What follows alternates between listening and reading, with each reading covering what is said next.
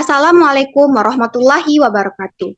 Good morning all. We are from Group 6. We are proud to present material for our study titled Radiobiology. We hope that you will join our presentation for our later discussion. Next.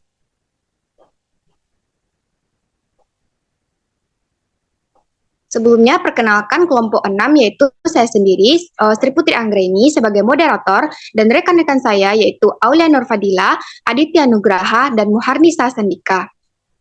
Next. The first material about definition of history of radiobiology. Radiobiology is the study to the effect of radiation on living organisms, include mechanism of interaction, biological effect, and radiation protection. Nah, definisi dari radiobiologi ini yaitu cabang ilmu yang mempelajari interaksi antara radiasi ionizing seperti sinar X, sinar gamma, dan partikel berenergi tinggi dengan materi biologis, terutama organisme hidup. Ilmu radiobiologi ini mencakup pemahaman tentang bagaimana radiasi berinteraksi dengan sel, jaringan, dan organisme secara keseluruhan, serta dampaknya pada kesehatan manusia serta lingkungan. Nah, tujuan utama dari radiobiologi ini adalah untuk memahami efek biologi radiasi dan mengembangkan strategi perlindungan radiasi yang efektif, ilmuwan dan efektif. Dan ilmuwan radiobiologi ini mempelajari berbagai aspek termasuk dosis radiasi, respons seluler terhadap radiasi, serta kerusakan DNA. Nah, ada juga membahas tentang risiko kanker dan penyakit radiasi lainnya. Radiobiologi ini melibatkan penelitian tentang radiasi yang konteks dan penggunaannya dalam bidang medis, seperti radioterapi, pengobatan kanker, serta industri, nuklir, dan lingkungan. Next. Following are the important event the history of radiobiology. Nah, discovery of radiation in 1905 William Conrad Röntgen. Early research on impact of radiation in early 20th century. The effect duration of the cell this issue in the Hermann Joseph Muller. And the cardinal radiation disturbed in the medical radiation impact research radiation of the cancer. Radiation Safety Standard World Health Organization WHO and International Atomic Agency of EIA. Nah, penelitian awal dampak radiasi ini dimulai pada abad ke-20. Penelitian awal ini merupakan radiasi terhadap organisme yang dilakukan oleh beberapa ilmuwan seperti Marie Curie dan Pierre Curie. Dan efek radiasi pada sel dan jaringan dimulai tahun 1927 oleh Hermann Joseph Muller yang menemukan bahwa radiasi dapat menyebabkan mutasi pada lalat buah. Penemuan ini menunjukkan bahwa radiasi memiliki efek yang merusak pada materi genetik organisme. Selanjutnya, bencana radiasi Chernobyl pada tahun 1986, yaitu bencana nuklir Chernobyl yang terjadi di Ukraina. Dan selanjutnya, penelitian dampak radiasi medis yang digunakan secara luas dan bidang medis untuk diagnosis dan pengobatan. Seiring berkembangnya teknologi medis, penelitian ini berdampak radiasi pada pasien yang menjalani prosedur radiobiologi terus berkelanjutan. Selanjutnya yaitu radiasi dan kanker. Nah, penelitian dalam radiobiologi telah memberikan pemahaman yang lebih baik tentang hubungan antara radiasi dan kanker. Studi epidemiologi dan eksperimental telah mengungkapkan bahwa paparan radiasi ini dapat meningkatkan risiko terjadinya kanker. Nah, standar keamanan radiasi ini telah dilakukan oleh dua organisasi besar di dunia, yaitu WHO dan IAIA, atau Tenaga Atom Internasional. Nah, the second material by Dila about radiation and radioactivity. Kepada Dila, dipersilahkan. Oke, thank you moderator. Di sini saya akan menjelaskan materi selanjutnya itu tentang radiation and radioactivity. Radiation refers to the emission and propagation of energy in the form of electromagnetic vapor or chain particles. There are two main types of radiation, ionizing radiation and non-ionizing radiation. Radiasi mengacu pada emisi dan propagasi energi dalam bentuk gelombang elektromagnetik atau partikel bermuatan. Radiasi dapat berasal dari berbagai sumber, termasuk sinar matahari, bahan radioaktif, mesin pemancar, dan prosedur medis seperti sinar X. Nah, radiasi dapat memiliki efek yang bermanfaat dan digunakan dalam berbagai aplikasi, seperti dalam bidang medis, industri, dan komunikasi. Namun, radiasi juga dapat memiliki efek merugikan pada organisme hidup jika paparannya melebihi batas yang aman. Ada dua jenis radiasi utama. Yang pertama, radiasi ionizing. Nah, radiasi ionizing memiliki energi yang cukup tinggi untuk merusak atom dan molekul di dalam materi biologis. Nah, ini termasuk sinar X, sinar gamma, dan partikel bermuatan seperti partikel alfa dan beta. Radiasi ionizing ini memiliki potensi untuk mengionisasi atom atau molekul di dalam sel, yaitu menghilangkan atau menambahkan elektron yang dapat mengganggu struktur dan fungsi sel. Yang kedua, radiasi non-ionizing memiliki energi yang lebih rendah dan tidak memiliki cukup energi untuk mengionisasi atom atau molekul di dalam materi biologis. Ini termasuk radiasi elektromagnetik seperti gelombang radio, mikrogelombang, sinar inframerah, dan tampak cahaya. Radiasi atom contains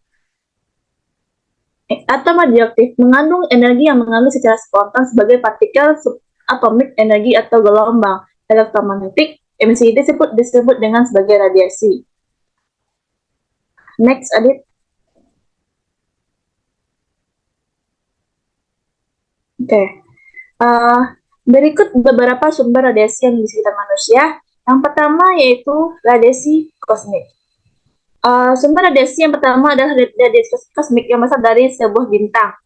Yang kedua, radioaktif elemen on Earth, unsur radioaktif di bumi. Jadi, bukan hanya matahari, beberapa unsur radioaktif yang ada di bumi juga kita bisa memicu terjadinya radiasi. Bumi kita bagaimanapun bukan hanya terdiri dari tanah dan lautan yang ditutupi oleh langit. Lebih dari itu, planet biru juga mengandung unsur seperti uranium, thorium, dan radium yang memiliki inti atom yang dapat mengalami perubahan radioaktif. Radioaktif elemen in the human body, unsur radioaktif di tubuh manusia. Jadi, radiasi ini juga terdapat pada manusia seperti memiliki beberapa zat seperti kalium 40 ketika sel tubuh melakukan metabolisme, dan ini akan menghasilkan radiasi. Yang terakhir itu human created radiation, radiasi ciptaan manusia. Manusia adalah makhluk ciptaan yang paling cerdas di bumi ini. Nah, jadi dia menghasilkan sejumlah kecil radiasi alami dari tubuhnya, tapi juga menciptakan berbagai barang yang dapat memancarkan radiasi dengan kekuatan yang sangat besar. Misalnya yaitu jenis-jenis radiasi. Yang pertama yaitu berdasarkan massa, terbagi atas 3. Yang pertama, electromagnetic radiation atau radiasi elektromagnetik. Adalah radiasi yang muncul akibat komunikasi antara medan magnet dan juga medan listrik. Keduanya kemudian menghasilkan energi yang merambat dan melewati satu tempat ke tempat lainnya. Radiasi elektromagnetik sendiri merupakan jenis radiasi yang tidak memiliki bentuk dan juga massa. Contoh dari radiasi elektromagnetik adalah cahaya tampak, gelombang radio, sinar X, inframerah, dan lainnya. Yang kedua yaitu electromagnetic radiation atau radiasi partikel. Yang kedua yaitu particle radiation atau radiasi partikel. Jika radiasi elektromagnetik adalah radiasi yang tidak memiliki massa, maka radiasi partikel adalah kebalikannya. Jadi, radiasi partikel adalah sebagai radiasi korpuskular atau pancaran atom yang memiliki kemampuan untuk memindahkan energi kinetik ke bahan yang ditemukannya. Yang kedua yaitu radiasi berdasarkan muatan listrik. Yang terdiri pertama radiasi pengion atau char-ionizing radiation.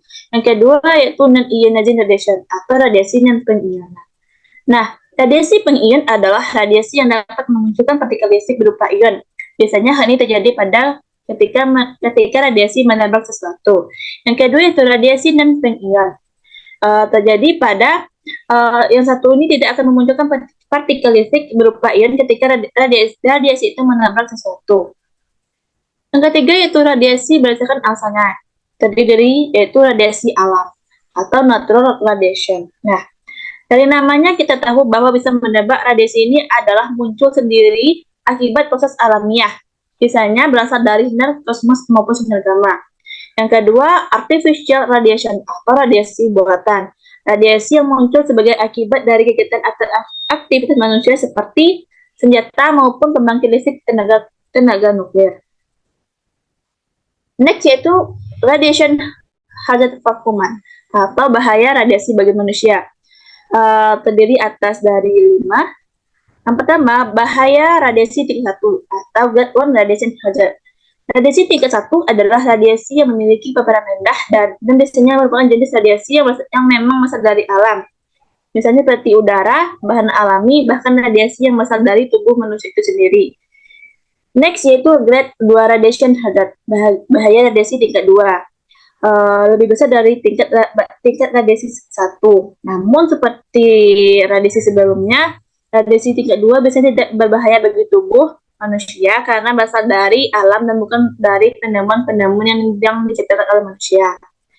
Yang ketiga yaitu grade 3 radiation hazard, bahaya radiasi tingkat 3. Bahaya radiasi tingkat 3 ini sangat berbahaya bagi manusia karena paparan yang besar. Jika hanya terpapar sekali, manusia mungkin tidak akan merasakan gejala apapun. Grade of radiation hazard itu bahaya radiasi tingkat 4. Semakin besar tingkatan dari radiasi, maka semakin berbahaya juga efeknya bagi manusia.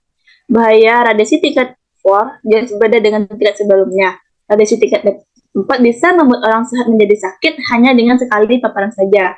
Yang terakhir yaitu bahaya radiasi tingkat 5. Jadi seperti sebelumnya, yang paling berbahaya di antara tingkatan sebelumnya. Pada tingkat ini, orang yang terpapar sudah pasti akan merasakan gejala awal seperti mual dan muntah. Namun, bahaya yang sesungguhnya bukan itu. Mereka yang terpapar radiasi tingkat ini akan mengalami kerusakan organ tubuh dan kehilangan sel darah merah. Kulit sudah pasti terbakar, begitupun dengan rambut yang mengalami kerontokan parah. Next, Adit. Oke, sekian dari saya kembali kepada moderator. Terima kasih kepada Dila yang telah menjelaskan materi mengenai radiasi dan radioaktif. The next material by Aditya Nugraha. Kepada Adit, dipersilahkan. Baik, thank you moderator. Baik, saya akan menjelaskan mengenai tujuan atau fungsi dari radioactivity. Yang pertama itu tugas purpose and function of radioactivity. Yang pertama itu extractor atau traces atau sebagai pelacak. Yang kedua itu nuclear reactor sebagai reaktor nuklir. Yang ketiga itu smoke detector atau biasa disebut dengan pendeteksi asap. Selanjutnya itu treatment atau pengobatan. Selanjutnya itu radiografi. Yang terakhir itu food safety atau keamanan makanan. Selanjutnya itu radioactive impact atau dampak dari radioaktif.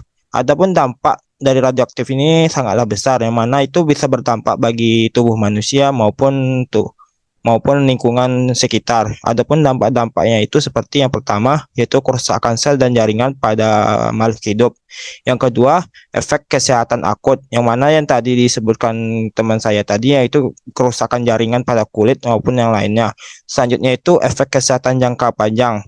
Yang efek-efek kesehatan jangka panjang itu kayak seperti penyakit kulit yang tidak bisa disembuhkan, sehingga itu yang menyebabkan kesehatannya efeknya dari radioaktif itu berbahaya bagi tubuh. Selanjutnya itu environmental effect atau efek lingkungan, yang mana itu berdampak bagi tanaman, yang mana dari radioactivity itu bisa merusak lingkungan seperti pohon, sungai ataupun yang lainnya.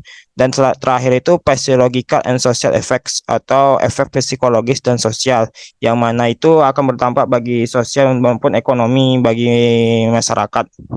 Selanjutnya yaitu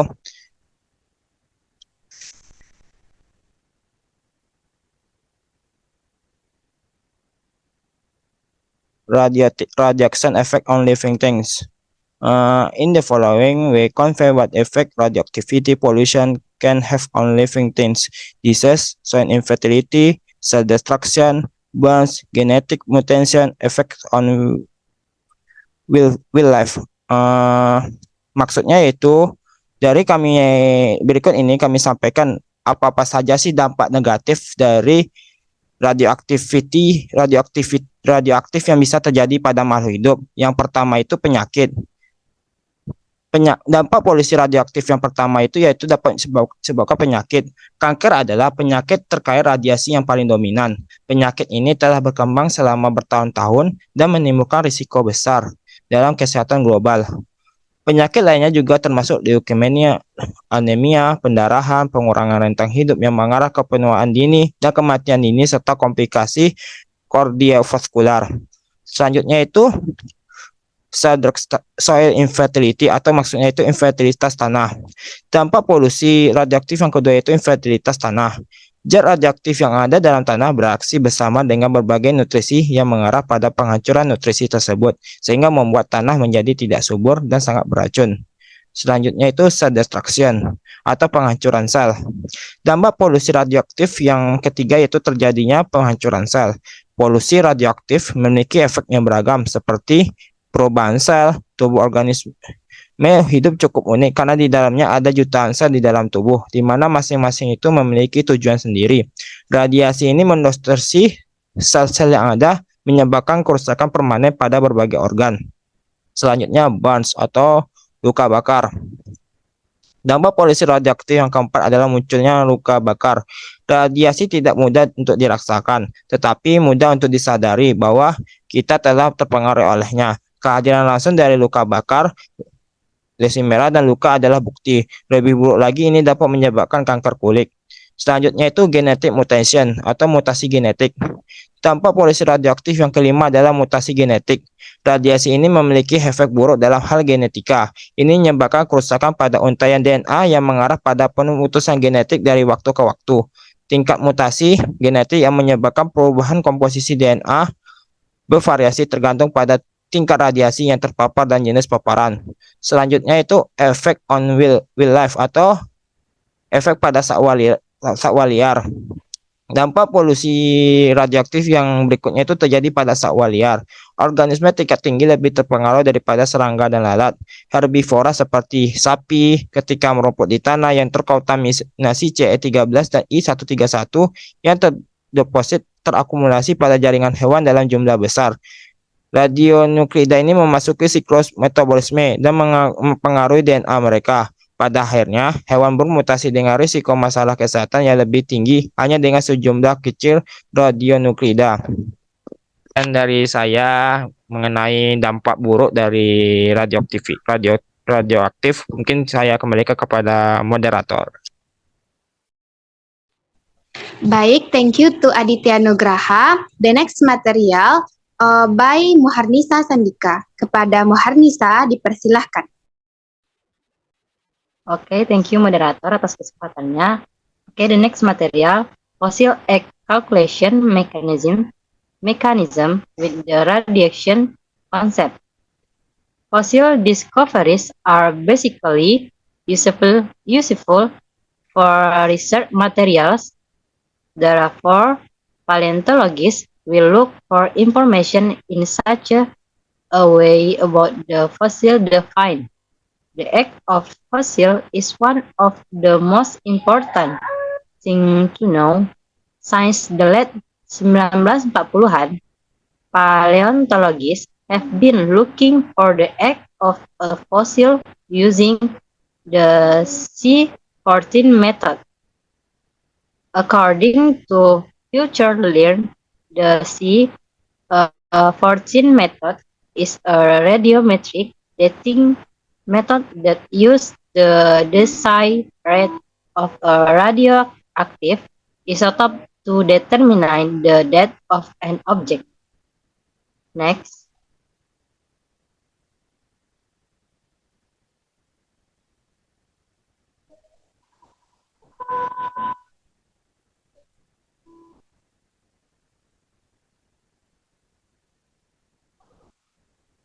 Next.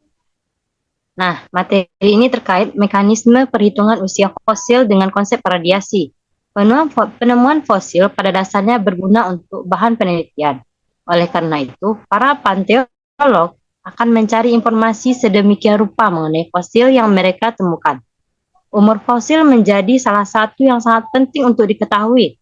Sejak akhir tahun 1940-an, para paleontolog mencari tahu umur dari sebuah fosil menggunakan metode C14. Melansir dari Future Learn, metode C14 merupakan sebuah metode penanggalan radiometrik dengan menggunakan tingkat keluruhan isotop radioaktif untuk menentukan penanggalan suatu objek.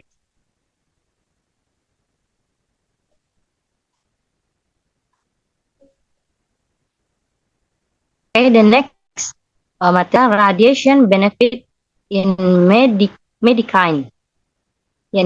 Materinya terkait manfaat radiasi dalam pengobatan. Manfaat sumber radiasi di bidang kesehatan dari waktu ke waktu mengalami peningkatan, baik dari segi jumlah maupun jenis penggunaannya. Hal tersebut menunjukkan adanya pengakuan yang baik dan indikasi kebutuhan terhadap manfaat dari sumber radiasi bagi kesehatan seseorang.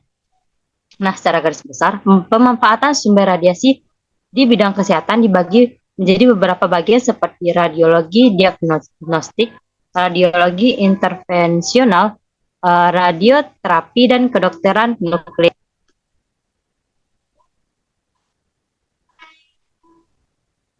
Next, sebelumnya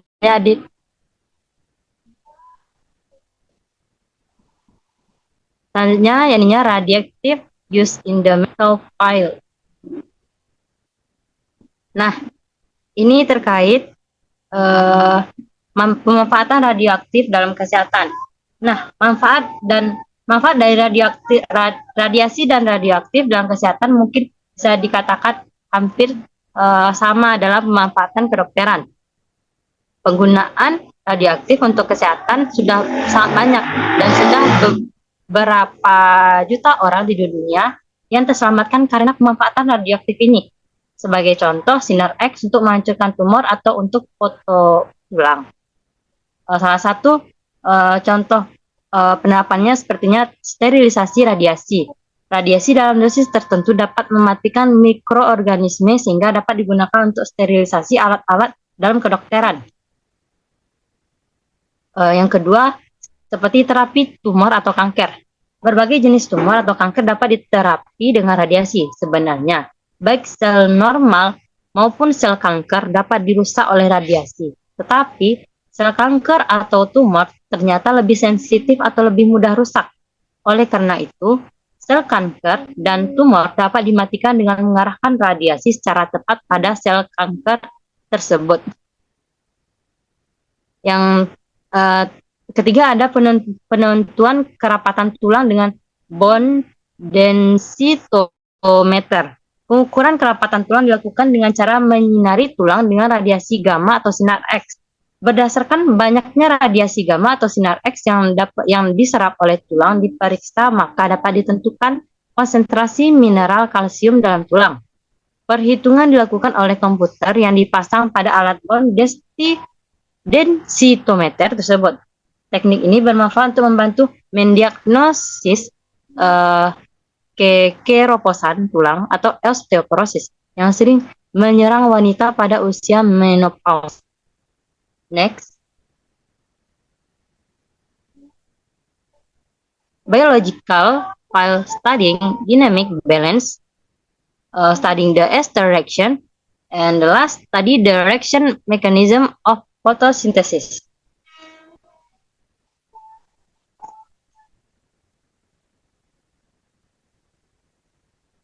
Nah, namun dalam bidang pemanfaatan bidang radiasi dan radioaktif pada bidang biologi ada beberapa seperti mempelajari kesetimbangan dinamis, mempelajari reaksi pengestaraan, dan yang terakhir kita dapat mempelajari mekanisme reaksi fotosintesis. Mungkin sekian yang dapat saya jelaskan. Saya kembalikan kepada moderator.